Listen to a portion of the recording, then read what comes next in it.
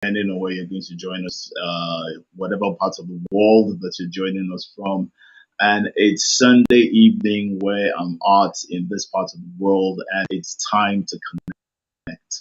Thank you very much to everyone that sent us messages in the course of the week, giving us feedback on last week's episode, the Easter Sunday episode, where we discussed team building with Pastor David Fade, and was talking about the volunteer, what it means to be able to build and have a vibrant volunteer workforce, so a vibrant volunteer team force with special emphasis on church workforce and other volunteer groups. So it's been super amazing reading from you all from Monday, even up till today. All right, a couple of emails came in today, and I thought that was amazing. So, big shout out to everybody joining us on YouTube. I'm checking LinkedIn now for the people on LinkedIn, and then waiting for the people on Facebook to join us. Today promises to be yet another amazing episode as we come to part number three of this series called the Team Building Series. And it's amazing because I have a special guest that will be joining me in a few minutes. But first of all, I want to a couple of shouts. So I'll shout out to Morgan Ekanem, Morgan Ekanem, the special advisor on public affairs to the governor of Akwa Ibom State, your birthday, and you hosted me yesterday in your leadership academy. Thank you for the opportunity. Thank you for having me, and super special happy birthday to you. All right, to every other person celebrating their birthdays today, pass through Facebook. Noticed that I had 40 something people celebrating birthdays today. What is this with April 24? All right. So shout out to everybody celebrating their birthdays today. We hope that next year provides much more than every other year has ever provided to you. Amen. Okay, so we're going to get straight into it. Part three of the team building series. And I'm super excited because, we're taking the conversation in a different direction today. And the person, my guest, as you've already seen the flyers, is someone that I sincerely and truly believe is more be able to handle and have this conversation with me. He's someone that has a very vast background. We'll be getting to his profile in a little bit, but he's someone who I only recently met, and I'm wondering to myself, and I met virtually, by the way, and I'm wondering to myself, how come I've not known all these years? Because I'm sure that at some point in my banking life and his banking life, we probably will have crossed paths, but don't knowing that there will be a day like this. All right, so I'm going to jump straight into it because I want to max time. I want to have as much time as I can with him. And yet we still have to call it today by 8 p.m. So I'm going to go straight into the studio. Normally, I would have read out his profile and done all the drumming, but I'm just going to bring him into the studio and we'll get this conversation going on. So, all right. So at this point, before I do that, please go ahead and share the video. Get as many people as you can to jump in. And as I can see, quite a bit of activity on LinkedIn. Thank you to all the people on LinkedIn right now. There's quite a buzz going on there. I'm seeing all your comments. We will have the comments pop up here too very soon. Facebook is live as well. And of course, everyone on YouTube as well. I'm seeing viewership on YouTube as well. So it's time to bring in my guest. Sunday evening, the Connect. Let's make very welcome. I'm trying to bring him in from the studio. He's live with me, and there he is. Good evening. Great to have you here. Olusoji Oyawoye. How are you, sir? I'm fine, my brother and Erica. It's a pleasure and privilege to be on your platform. Thank you so much for honoring us. You know what? Soji and I were having a conversation just before we came on live, and we're discussing the hectic schedule that he has had in the last 24 hours. I've also had something pretty close to that with two speaking engagements in the last day and a number of other responsibilities along the speaking conference team as well in the last 24 hours. So I pretty much understand what it takes for him to be here with us. It's not something I'm taking lightly. Sochi, it's great again to have you here. I can't tell you that enough. And I want us to get straight to it. It's the team building series. And I remember the one question that you kept asking me was, what exactly are we looking at? What do you want to achieve with this? As I've always said to everyone that has joined us and to all my guests, that the idea is to be able to raise consciousness on how to be able to have vibrant, high performing teams. And many times people forget the nitty gritty. We have a challenge many times, even being able to identify the problem. We just know that this team is not the way it should be. But the question is, why is it not the way it should be? So to get this conversation going, I'd like you to, share a bit of your background. I mean, you worked across different sectors and across different spaces, and obviously, like myself, you worked in different teams. What will be your idea of an ideal team, Saji? Thank you very much, Anirka. First, teams are put in place to work together in achieving some goal or objective. So, my ideal team would be one that are inspired by a leader, because a team must have a leader. So, an Hmm, ideal team is one that is inspired by the leader of that team to struggle, right? To buy into the vision and in towards attainment of a set objective or goals. So, but that inspiration by the leadership is key in getting that ideal team to manifest. So it takes some time, and that's sometimes the challenge I believe people have. They just wonder, why don't we have a team? It hmm, takes some time to get the team to be that effective. And I mean, football, there's several examples in football, for example. You can't just do it sure. over. It takes Yeah, time. sure. I like the way you first be an objective, and then there must be someone that drives the process of, bringing everybody together, getting everybody to buy in. But, I have also known that even while sometimes you have very clear cut objective, even sometimes when you have someone at the top, when I say top, I'm speaking of leadership, who is Yeah. invested in putting people together, it's not always the case. Mm. And your experience and your thoughts on that. It don't always turn out like that. But what else is missing, or what else could be missing, Soji? Um, you see, the reality involved in dealing with people is the fact that people listen with their eyes, not their ears. Hmm, So, leadership that would achieve that kind of effective team has to be the kind of leader that hears the unheard, not what is spoken, hmm, but the kind of leader that feel the unspoken concerns in people's hearts. You see, to get a team to be effective, the process is head, heart, then hands. hmm. You have to go into their head for them to buy into your vision. Right. And you have to be inspiring enough to convince them in their hearts to own that vision with you before they give you their hands. So it is head, heart, and hands.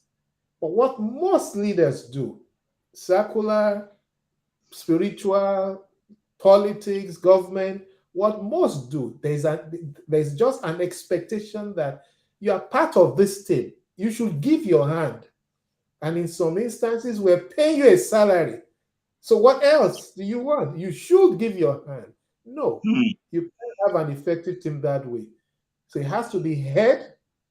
So you must be able to articulate the vision, those goals and objectives in a way that their heart is captured, then they'll give you their hands. hmm.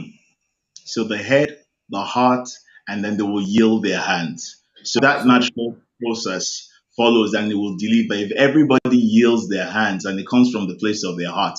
Because people could yield their hands, but it may be for a different motive. It may be with a different intent. Is it possible for people to yield their hands without their hearts?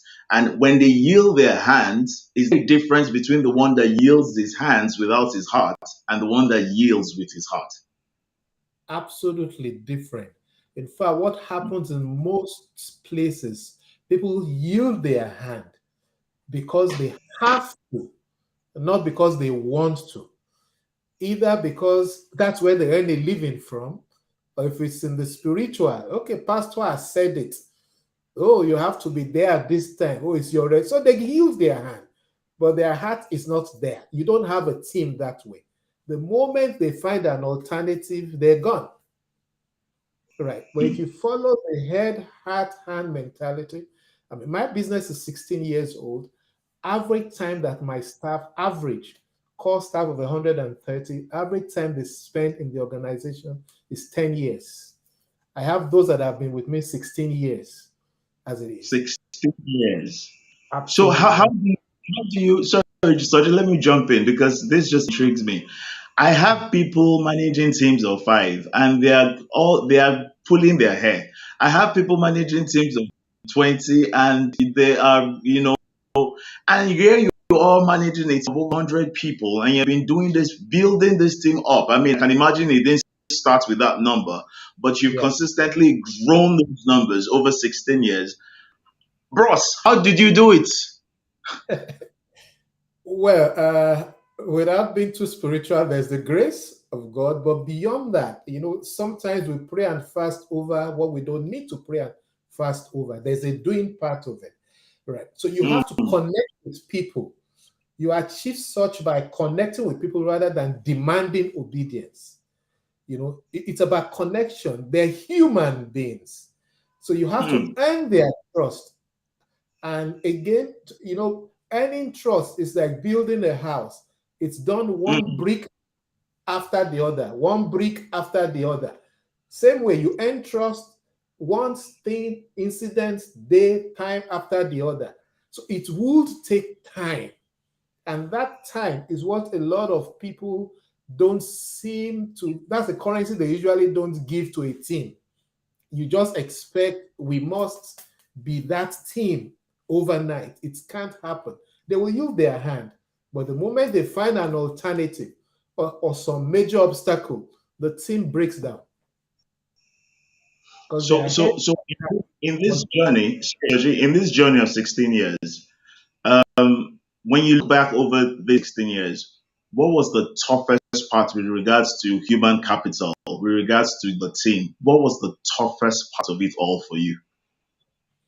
The toughest part was me ignorantly coming from a 19 years banking experience, living as a general manager to start this business, uh, taking time to switch from that mentality that I know it all. I mean, I'm a general manager. I mean, I have all the wisdom, all the expertise, and all of that. That was Mm, a tough thing to just shut down and introspect and acknowledge that I don't know it all and I have to humble myself. So that transition for me was the toughest time. mm, Like we're taught, is like the law of the lead, as John Maxwell teaches. The yeah, team cannot rise beyond the capacity of the head. So yeah. the toughest part for me was to introspect and begin to invest in expanding my own lead, growing myself. And that comes with time and cost money. And as I grew, to also recognize that I needed to invest in growing my people because your team grows when the individuals in the team grow. Yeah, true. Absolutely. So those transitions, and because what I've just said briefly, it costs money, it costs time. And Mm, you are spending money to train people when you are not making money. So those were mm. tough decisions to make, just with the conviction that it will turn around. Yes, yes, and I can imagine how really tight it is because many times we're all looking at the bottom line as businesses, and many times you're looking at the bottom line and you're saying to yourself, do I get people that are ready? But then there's the law of the lead. No matter how competent someone is, if he's going to be working with you, he can only work as well as you are. That means that if you, the leader, have certain limitations, no matter how competent, whether differentiating or threshold the person has or the person is, the person can only function within the space that the framework of your leadership that you have given for them to function. Now, the question I perhaps want to ask there, that just came to me as you were speaking was, now this transition stage, as intentional as it was, did you carry them along with regards to, hey, we're all trying to grow here, so let's grow together? Or were you trying to grow separately? Because sometimes leaders, again, I understand what you said about coming from the banking sector. There is a way that we're, and apologies to all of us that have been in the Nigerian banking sector, there's a way that we are wired. And we're wired to, if you're at a level, and you know more than, if the person under you knows more than you, then the person should be where you are and all of that. We all have that mentality, however flawed it is. So, did you seek to do your transition behind the scenes? Were you open enough to say, hey, look, we have a growing phase here, let's all grow together? Or did you try to grow on one side and try to get them to grow on another side and hoping everything will meet up at some point? How really was it? What we did in my own organization basically was first to go through our staff policies and handbook. And we deliberately set out specific substantial sums for staff training, and then grouped all staff from MD to the least staff into buckets and have budgets with guaranteed 2 trainings per year. Right. So for lower level staff, maybe okay, you are guaranteed 100,000 training per year. If you want, you can make it 1 training or 2 or 50,000. And it goes up like that. Of course, MD's limit didn't even have a figure as it is. So it was a consistent, concurrent training. And when that is done, there's a feedback mechanism of what did you learn? So where we don't learn much in the trainings we were doing or sending our people to, we tend to then blacklist that facilitator or that organization. So over time, we tend to subject ourselves to the best out there, such that about 7, 8 years into our business, we ourselves are now extremely resourced facilitators in various fields, particularly soft skills, when it comes to running a business in our environment. And that has come from that process. So it was all of those expenses and time were like seed time. The harvest is perhaps that's why you've also invited me to speak as it is. So it was the whole organization growing together. Wow. As your people grow, then the team grows. That's the only way to grow. The team can't grow if the individuals in the team are not growing. Sure, surely. Someone had asked a question earlier that I put up, but the amazing thing is that you're already answering the question even while the person was asking, because they had asked that share more light on how you were able to embark on developing yourself again, which is really what we were just talking about just now. Something that I want to bring to fore is there was a conversation I had last week, and we were talking about 3 C's. We were talking about character, we talked about commitment, and then we talked about competence. And I'd like to hear your take on it with regards to human resource, with regards to recruiting. How do you, on what scale, how would you prioritize each of these 3 and why? Character, competence, and commitment.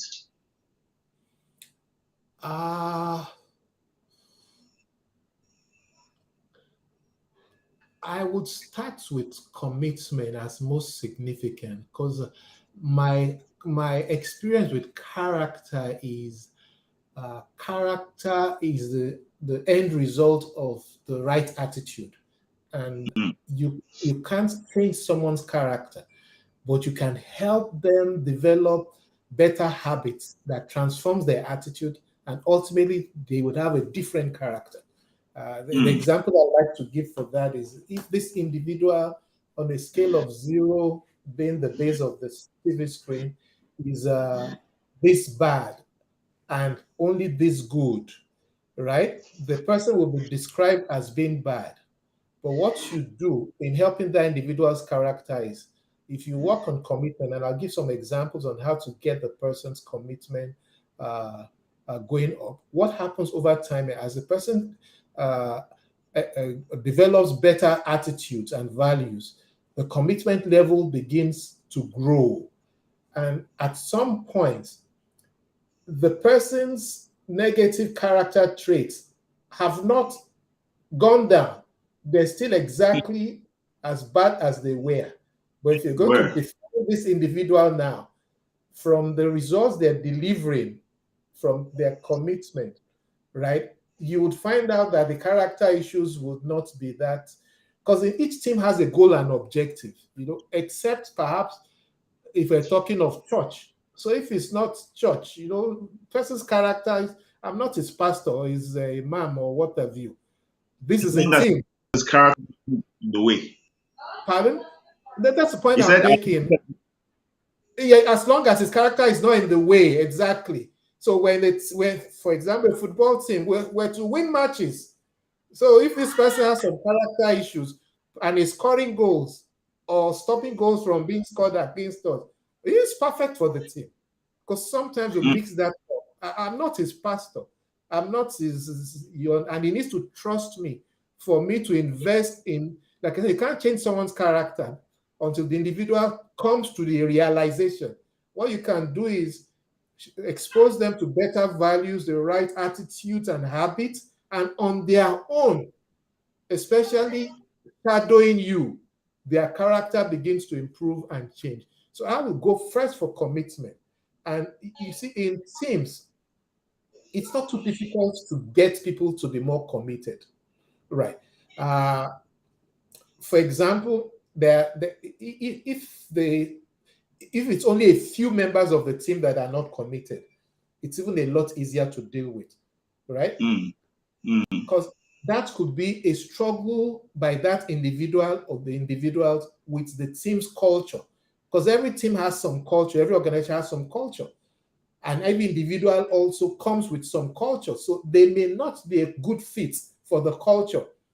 That's assuming that the culture they meet is even good. The culture they yeah. meet may also be dog eats dog. Everybody sucks up to the leader. And that individual is struggling. What kind of place is this? But we are blaming it on the individual not being committed, right? So I will start with what's the culture of the organization. Then I would Mm, also be looking at what are the goals set, because sometimes we set unrealistic goals that even mm, we ourselves, leaders make this mistake a lot of times. We forget how it was when we were growing, and we sometimes set unrealistic goals, and you wonder why people are not delivering. Then we say they're not committed. So I would do those two things. And thirdly, I would get close to the individual. Like I said, it's not about demanding commitment and obedience. There could be issues the individual is going through that is not even team related. It could be family issues, okay. it could be health issues, right? It could be several things that is standing in the way, but all I'm saying is they're not committed. So if it's an individual, that's the approach I would take. That's why I say commitment delivers the character, delivers all those other things eventually. And that's why I said building this right team takes time. Mm, Takes time. All of these things I'm telling you takes time. And I've had to do that with every one of my people over time. Now, if it's many members of the team, then yeah. the problem will be the leader. If you have a team and majority of the members are not committed, then that leader needs to get a personal coach or somebody to help the individual. It just means that that leader likely may not have gone for the head Mm, mm, process by sharing and articulating the vision in a way that the members can see, where are you taking us? Why are you taking us there? What is in it for me? Should we get there? If your members can't get personal answers to those three questions, you can't be effective as a leader. mm. I like that because Soji, there's always been that question of our corporate purpose and our personal purpose. And my take has always been that if you can't find your personal purpose in the corporate purpose, then perhaps you shouldn't be there. Because Absolutely. if, which is just what you just said, if I can't see what becomes of me embedded in a vision, it's going to be very, very difficult for me to be committed to something that doesn't grow me. Because whether people think that they're doing something for a financial reward, ultimately at the heart of every person is some type of growth. And they want to see that growth. And so therefore, I do agree with you 100%, Soji, that the leader has that ability. And if everybody is not seeing it, it's either the vision itself is blood, or Absolutely. is faulty, and the leader has the responsibility to alter it. So you can't be selling a bad product or a bad package to your people and then expecting that just because they are there, they must buy in hook, line, and sinker and run with it. And that perhaps is the problem that we're having with a lot of teams. So people then show up with their hands, like you said, Absolutely. leave their hearts at home.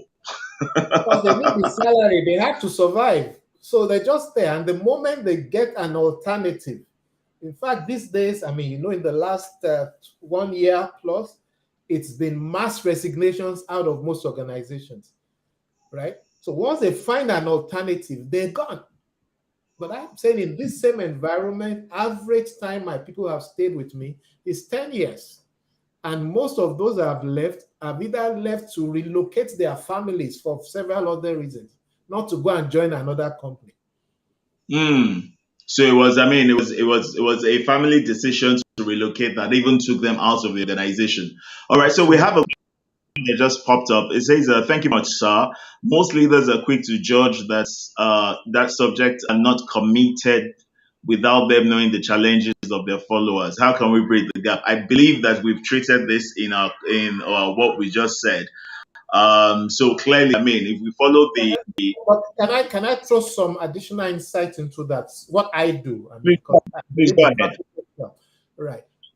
Twice a year, I have one-on-one sessions with my 130 staff, and they're spread all over Nigeria and Accra, Ghana. So some physical, some virtual. It takes me 2 weeks Mm, when I have those sessions twice a year, between January and June, then July to December. Right. They're one-on-one sessions, and I just basically ask 3 questions. Are there company policies or decisions since we last met that you're not happy with, or you have a different view about? Question mm, two: if you were the MD CEO, what would you do differently in this organization?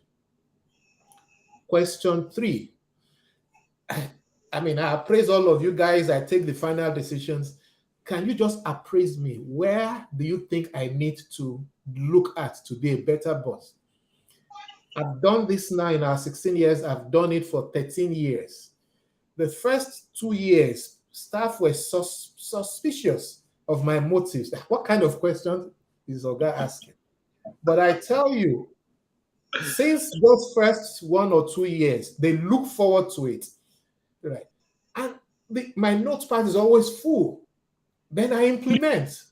Because when you hold meetings and you say, are there any issues, any suggestion, anything, people won't talk. They true, won't talk. But there are true. issues. Either they don't know how somebody else will react to what they say, or they just, but those one-on-ones and anything we discuss is absolutely confidential.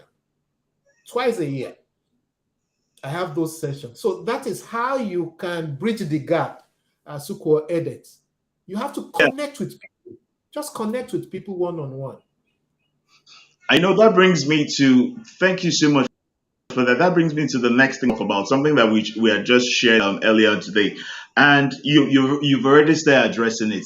There were 4 areas that were of particular interest to me. Something that I've seen and noticed in different teams. That we talked about commitment. Sometimes you have a lack of commitment, which is like an iceberg. Because behind every lack of commitment, there's a whole story behind it, right? And getting into there is where you find out what is underneath the waters in that iceberg. There is the fear of conflict. which is something that you just alluded to. There is an issue. Someone wants to say something because they don't want to have issues with someone else. You don't know how someone views this particular topic. However, it is something that's affecting the bottom line, and it's something that is affecting the corporate goal. There is which one was it that my interest? There is the lack of accountability where people are in teams and just want to, go under the radar. In fact, I've heard people pride themselves for going under the radar. And I'm like, what is going on here? And people take pride in the fact that the light of accountability is not really on them. They don't really have account for their efforts and stuff. I want you to raise and just further the conversation in the direction that you will. Um, you see, first, conflict, we need to be careful. Some of these English words, also our interpretation, understanding of the words also could be contributory to taking wrong actions or wrong conclusions. Conflict is a normal part of any relationship. So conflict is not necessarily a negative thing in a team. It is normal. Conflict basically means we have different views on a matter, or we're struggling for position or what have you. So, and people cannot be expected to agree on everything all the time. So, if you want a team to thrive, you must accommodate conflict as a natural occurrence rather than see conflict as a bad thing. So, the key is not to avoid conflict, it's to find how to resolve conflicts in those things. Right. And the way forward is only possible when parties involved in conflicts trust either the system or the person trying to address the conflict. So trust is a major element for teams to work well. You understand? Trust must be there. And trust can only be there when you put processes and procedures into your team or your system. For example, a typical team should have a standard operating procedures. This is how we do things here. And if there's a breach of this or a disagreement on this, this is how we'll resolve it. Things like this need to be articulated in writing, not just based on how the leader or the bosses feel on a particular day. So the resolution, if Shegun is one that is involved, will be exactly same resolution if it was Angela. Not that you treat this one this way, then the similar situation occurs, and you are treating it another way because there's no documented process of handling conflicts. So once you do this thing and starting again, I appreciate the fact that conflicts are normal and they are healthy. It's what you learn from the conflict that actually improves the team and the system. So this is important because we tend to be offended by conflicts. No, it's healthy in a relationship.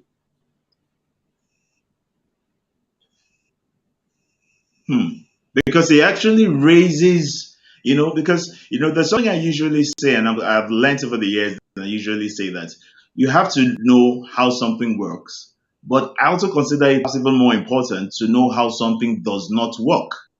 And it is in a situation of conflict that certain things come up.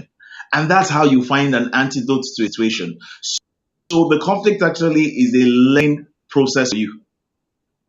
And the question, therefore, is your perspective of the situation. If you see it as, oh, what can we gain from this? Your attitude towards it will be different. And, and in itself, moving away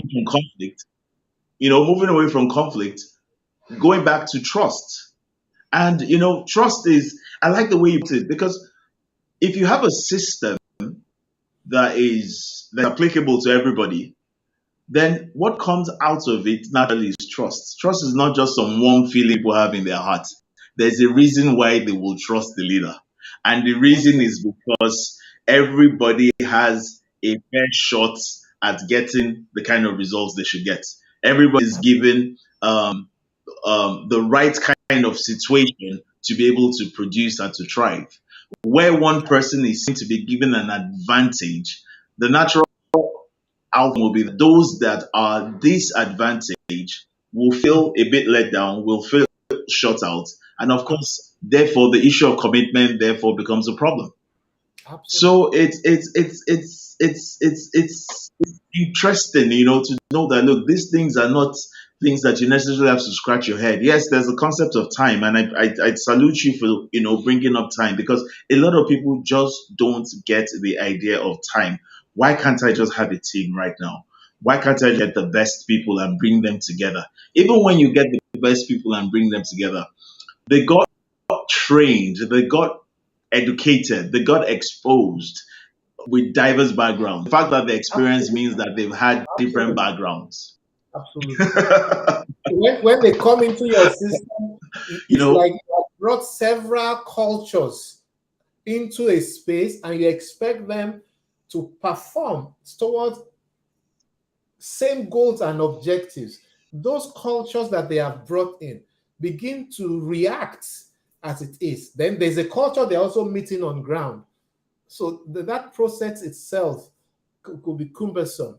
But once you're consistent, the leader of the team, and you keep your word, because the key element of trust is whatever you say, you actually do it as it is. You don't you're relied upon. You're reliable. I give a typical example. In my organization, at yeah, some point, we have reviewed our reward system in several ways. Apart from salaries, people get all kinds of benefits for bringing transactions to the organization, and it's paid monthly as some commission. And at some time, we had X amounts, X percentage to be paid for certain businesses you bring in with no cap, no cap. And then someone brings in some fantastic business, and his commission was going to be about 4 million naira.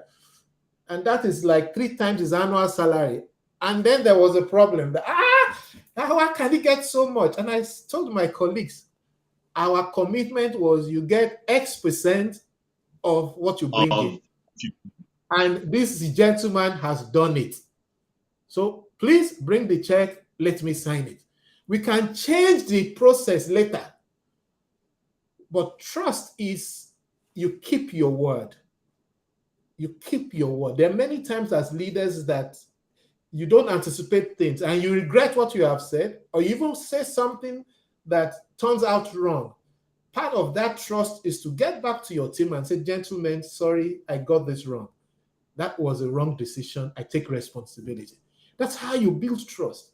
Then they begin to see that this man, this guy is a human being, because bosses don't do things like that. You just bulldoze your way through. Let them be talking about it in the canteen and in the staff bus. So that's how you build trust. And you earn mm, it over mm, time. Then it gets to a stage where they just give you their hand. Related to that, perhaps, if let me not lose this trend, is you must empower your members to act. Because a lot of mm, times we also give them responsibilities, right? But we don't empower them. So almost every situation they are confronted with, they still have to come back for approval. mm, Or where they have been proactive and something had gone wrong, by them exercising a proactive trait, and something goes wrong, yeah, you debit their salary or you punish them, then nobody will be proactive tomorrow. yeah, So you because you've must just empower them. and empowering is key, because if you, which is why I've always been of the notion that beat people up, then they will deliver rather than send them out to get things done without time. Again, it comes back to that process, because you also, as much as you want them to trust you, you also have to trust them. But trust Absolutely. doesn't hang, nature was vacuum, so trust doesn't hang on nothing. You also have invested in their competence, invested in their capability enough to be able to trust them to take a decision. Because many times, look, I'll give you real life examples, Soji, and on both sides that have happened to me. There are decisions that I've had. my team people or my in the various organizations I'm affiliated with. At a point, somebody took a decision that I literally put my hand on my head, and I was like, "Ha!" But it's been done. It's been done. We have to follow through the best way to be able to Absolutely, deliver it. It absolutely, comes at a absolutely. cost. But then Yeah, again, rather the first thing that happened to me was rather than react to that situation, I responded, brought in the staff on a Saturday morning. We sat down. Why do you think this transaction? Look at it this way. He, in the process of that conversation, sees what we were about and say, okay, fine. What's the best way for us to deal with this? Do you know that that approach, he was actually the one that now proposed the solution that, absolutely.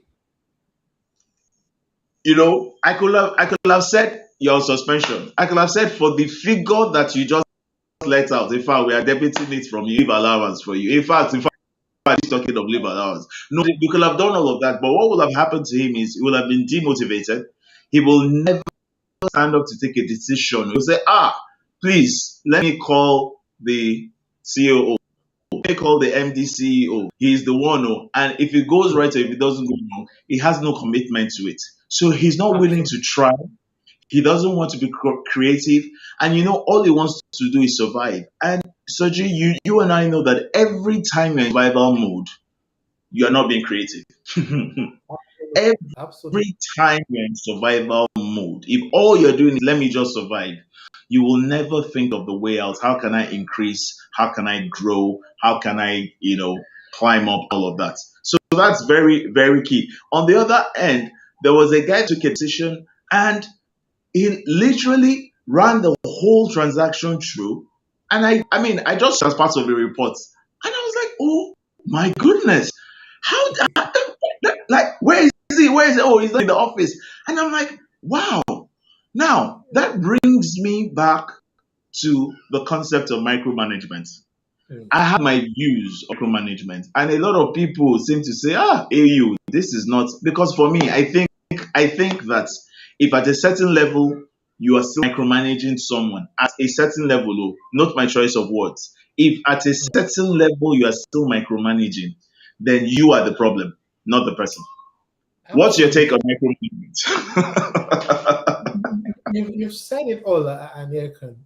You see, uh, you can't even scale your business if you're micromanaging because it means you have to be involved. Now, uh, in scaling and micromanaging, there would be limits that you put in place. For example, in depending on the size of your business, you have to at some point empower people to say, okay, transactions of 100,000, you and you can run it. You don't need my input as it is, depending Mm, on the size of your business. And as the business grows, right, it could be okay. You've done 100,000 well, your limit is now 1 million naira. Then some other people who are just starting up, okay, you take over the 100,000 naira. Ah, then it gets to another time and you're like, okay, you guys, 5 million. I don't even need to be there. In fact, there are many times I go for events or meetings and I'm introduced as the MDC of Resource Intermediaries Limited. And some of our clients are they're looking at me like, really? They who are don't know you? me, they have never met me. And yet we've been doing business with them because people have been empowered and they're running the shop. And I'm just so happy because that's how you can just have time to do me time moments as it Mm, is. And guess what? As the business grows, it gets to a stage where, because either you're empowering and you're saying, okay, 100,000, you can handle it. 1 million, you can handle it. What you are really saying is, if we lose 1 million naira, this business won't die because mm. the capacity has grown. That's really what you are saying. What you're Guess what? saying? The individual that you've given such empowerment, yes, some will abuse it, but you use those gaps to improve your standard operating procedures and processes, learn from what went wrong, rather than, because this one abused it, okay, everything must come back to me now. No, that's not what you want to do. You use such moments to improve the system. Then those that get it right, they also, that is you going for their hearts because they can see that these people now entrust me with 100,000 and my salary is 70,000. Oh, they entrust me to 1 million naira, and yet my salary is 200. It means something. So their self-worth grows. They begin to invest in growing themselves to catch up with the responsibility and authority you have placed them in. So they grow on their own. And before you know it, as they are growing, the business is growing. In fact, the only way to grow any business is for the people in the business to grow. The only way to grow anything is for each team member to be growing.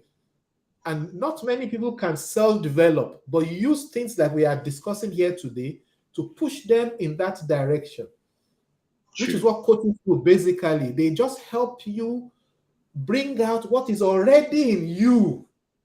You have it, but you're afraid or you don't know you have it. Then they give you opportunities and then you suddenly deliver.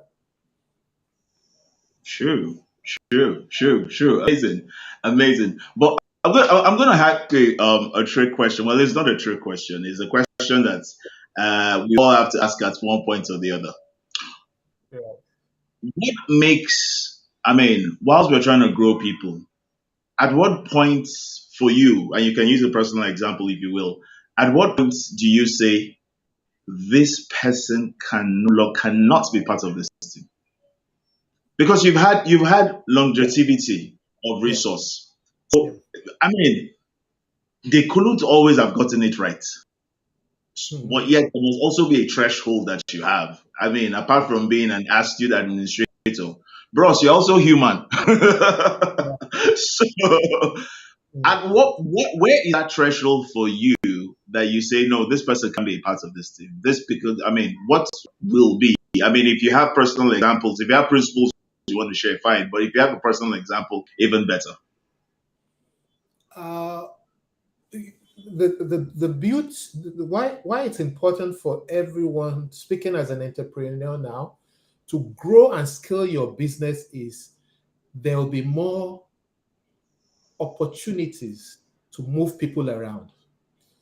So this individual may have been engaged for this, and we've done the coaching, the trying, and we just find this person just is not a right fit for here. The next thing I always do is, okay, in this organization, we have subsidiary businesses, we have regional businesses. Where else can this person fit from what we have observed? And believe me, 7 out of 10 will find somewhere where that individual, in fact, there is an individual, the only time we've ever done a organizational staff rationalization was about 7 years ago, and I vowed never to do it again. Business was pretty rough, and we just decided we needed to let go about 30% of our workforce. And somebody had to go from every department. And there was this individual that was on the exit list. At the executive meeting, when we're just doing the final review, somebody just said, okay, this individual, yes, it's like excess where he is. He's even competent. There was just excess capacity. Okay, there's a vacancy in another place. Why don't we try him there rather than employ newly? Somebody just suggested that. And we did that 7 years ago. The individual has, at that time, he was just almost an entry-level staff in our organization. He's currently in the executive management. Wow. We could have expected him. So, yes. Wow. So his story could have been you have to just, you see, my understanding of our role as entrepreneurs or leaders and all of that is, I may be a little bit spiritual here. We're just errand boys and girls for God. We're just his errand boys. We're just there. We're just platforms. He's the one. So who am I to just write anybody off? Now, should we have found out that this person can be used anywhere else? My next usual option also is to engage the person in a one-on-one. Of course, we do monthly appraisals. So that individual would have known that they are not measuring up for over a Hmm. 6 month period before it Period. comes to the application, because we do monthly appraisal. Boy or madam, what do you want to do with yourself? What are your passions? Then we'll find ways to help the person go and do that thing. Wow. Wow. Wow. And in Now some instances, we even be customers of buying whatever that person is doing. You see, you have to have that mentality that you're just God's delivery boy or delivery girl, and stop writing people off. Who are you? hmm, amazing, amazing. Now that brings me to, and I like the fact that you spoke about appraising and all of that. Now that brings me to my final questions to you, and now we're going to be talking to Soji, the MD CEO. Now, all right. So there was something you said earlier, and where you said there are three questions that you ask when you interact with your staff and your team players, your team members. There are three questions you ask, and one of the questions you ask is, "What's their appraisal of you?" Yeah. What is their appraisal of you? In other words, now I'm speaking to blind spots because the interesting thing about whatever the outcome of this will be is that, hey, you hear things that you perhaps were not thinking about because we all have blind spots. And Absolutely. one of the things I've always tried to do is surround myself with people that can speak to my blind spots. I think Absolutely. every prowess and every success that I've ever have and that I have in my life and I've ever has been as a result of having light shone on my blind spots. And which is why I'm critical about the kind of people I have around me because I don't want people that can't tell me what is wrong. So Mhm. now, the question is this. Give me your, maybe let me limit it to three. The top three most shocking appraisals of yourself that you got. Okay. The most shocking was when repeatedly quite a few of them said that I don't listen, because I'm very spontaneous and pretty. I'm a dominant personality, so I want to do something, I just do it as it is, and including projects and what. Said I don't listen, and over time, people don't bother. So most of what I'm sharing have come out of a learning curve that people just, including my executives, that they just whatever I say, they just run with it because I don't listen. And I was like, I thought I listened. So Hmm. what I have to do after that is at meetings and what have you, I speak last. I just let them speak. And then when I hardly would express my views, and over time, a lot of times, what we end up doing is not what I would have liked us to do. But I've learned to be comfortable in letting that go. And that is part of the success of the businesses that I run. Second one that was quite painful was that I said, you have favorites. And it's like your favorites, whatever they do, uh, you, and unfortunately, when they said that some years back, the favorite happened to be a lady. So you can imagine the connotation. But then it just dawned on me that, okay. So I then said, okay, this lady that you people repeatedly say is my favorite. In our monthly appraisals and performance reviews, have you not noticed she's been bringing the most revenue month on month for the last 6 months? Oh, yes, she's my favorite. But guess what? That MD's favorite club is open club. Go and You meet can your join. club. You join the club. That was the end of it. So I said, yes, she's my favorite. She's the one paying us, helping us get our salary. So she's my favorite. So I have no apology. So you want to join that club and do what she's doing. But don't think there's anything else she's doing. But if I had not had that opportunity, the gist was completely different. The third that was pretty painful wasn't so much about me, but related that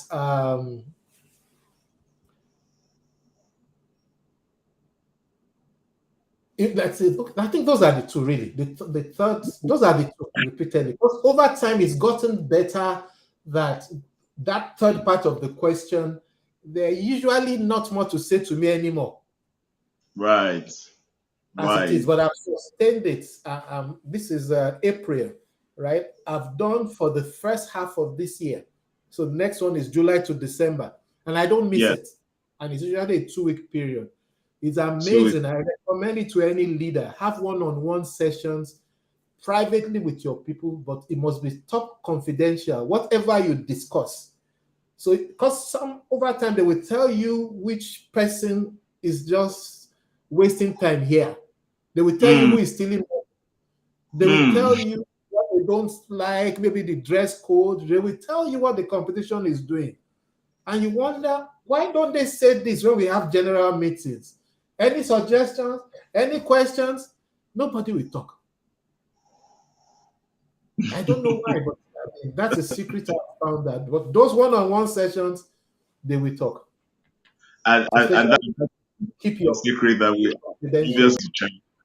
Yes. And I mean that's a secret I'm obviously going to take to heart because I mean it works. It works. It has worked for you for 16 years, and that by any standard in corporate Nigeria or in the corporate world is enviable. All right, we have 4 minutes to go. What are we if we're not disciplined with time? I said we're going to wrap this up by 8 p.m. and I intend to do much as I would love to continue this conversation. So I'm going to give you an opportunity, Soji, to just share your final thoughts before we call it a night. Thank you very much again, American, for this opportunity. Team building is key. And what I like to say, and I'm glad this is going to remain on your Facebook, I'll share on mine as well. Once you have responsibility to lead people, just don't ever forget that process. Go for the head in articulating and communicating your vision. Then after you do that, then you have access to their hearts.